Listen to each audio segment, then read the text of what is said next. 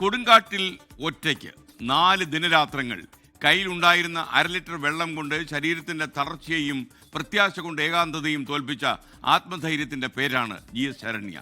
ട്രെക്കിങ്ങിനിടെ കാട്ടിൽ ഒറ്റപ്പെട്ടു പോയ ശരണ്യ ഇപ്പോൾ അവരുടെ നാദാപുരത്തെ ഇയ്യങ്കോട് വീട്ടിൽ സുരക്ഷിതയാണ്.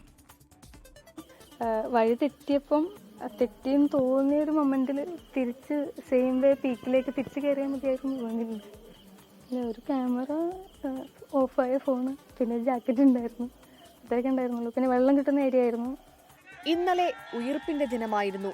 കയ്യിൽ 1/2 ലിറ്റർ വെള്ളവും ഉള്ളു നിറയെ ആത്മവിശ്വാസവുമായി 4 ദിനരാത്രങ്ങൾ വന്യതയെ അതിജീവിച്ച ശരണ്യയുടെ തിരിച്ചുവരവിന്റെ ദിനവും. കോഴിക്കോട് നാദാപുരം ഇയ്യങ്കോട് സ്വദേശിയും സോഫ്റ്റ്വെയർ എഞ്ചിനീയറുമായ ശരണ്യ കൊച്ചിയിൽ നിന്ന് കുടകിലെത്തിയത് ഈ മാസം 2-ന്. കുടകിലെ ഏറ്റവും ഉയർന്ന കൊടുമുടിയായ തടിയന്റെ മോൾ കയറുകയായിരുന്നു ലക്ഷ്യം. ഞാപ്പോക്ലൂവിനടുത്തുള്ള യാവകപ്പാടി ഗ്രാമത്തിലെ ഹോസ്റ്റലിലാണ് ശരണ്യ താമസിച്ചത്. അവിടെയുണ്ടായിരുന്ന മറ്റു 10 പേർക്കൊപ്പമാണ് ശരണ്യ മല കയറിയത്. 9 പേരുണ്ടായിരുന്നു, പിന്നെ ഒരു 2 പേരും കൂടെ വന്നിട്ടുണ്ടായിരുന്നു. ഇറങ്ങുമ്പോഴേക്കും വേറെ 2 പേരും കൂടെ വന്നിട്ടുണ്ടായിരുന്നു. അവരുടെ കൂടെയാണ് ഇറങ്ങാൻ തുടങ്ങിയത്. പിന്നെ അവർ ഇൻ ബിറ്റ്വീൻ ഒരു പാറയുടെ അവിടെ ഇരുന്നു. അപ്പോഴത്തേക്ക് ഞാൻ കുറച്ച് ഫ്രണ്ടിലെത്തി. അപ്പം അവരെ വെയിറ്റ് ചെയ്തിട്ട് പോകാമെന്ന് വെച്ചിട്ട് അവിടെ നിന്നതായിരുന്നു. പിന്നെ കുറച്ച് കഴിഞ്ഞ് തിരിഞ്ഞു നോക്കിയപ്പം ആളെ കാണാനില്ല. ഉച്ചയ്ക്ക് 2 മണിയോടെ ഹോം സ്റ്റേയിലേക്ക് ശരണ്യയുടെ ഫോൺ കോൾ. തനിക്ക് വഴിതെറ്റിയിരിക്കുന്നുവെന്ന ശരണ്യയുടെ സന്ദേശം. പിന്നീട് ഒരു വിവരവും ഉണ്ടായിരുന്നില്ല.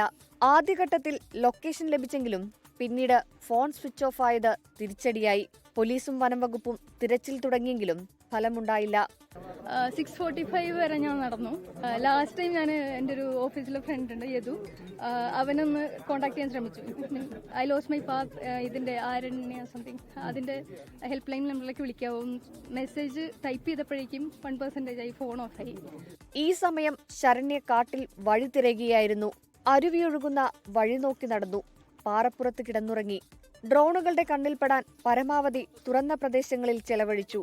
വന്യജീവികൾ വിഹരിക്കുന്ന കൊടുങ്കാട്ടിൽ ശരണ്യക്ക് കൈമുതലായത് ആത്മധൈര്യം മാത്രം. Sharanya has returned healthy and without any damage to her health or to herself.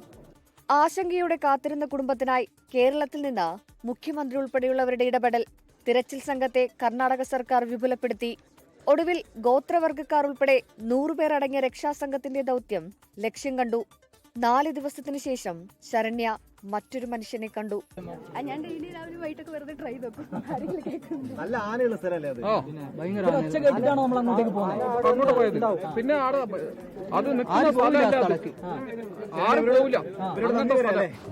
ഇന്ന് പുലർച്ചെ 1 മണിയോടെ ശരണ്യ വീട്ടിൽ തിരികെ എത്തി.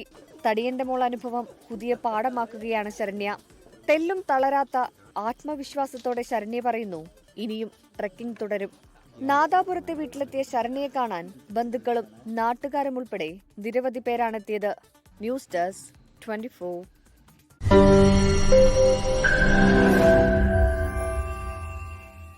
ലോകത്തെവിടെയായാലും ഏത് സമയത്തും 24 വാർത്തകളും ഓഗ്മെന്റഡ് റിയാലിറ്റി പാക്കേജുകളും എക്സ്പ്ലെയിനറുകളും വിശദമായി കാണാൻ ഞങ്ങളുടെ യൂട്യൂബ് ചാനൽ നിങ്ങൾക്ക് സബ്സ്ക്രൈബ് ചെയ്യാം.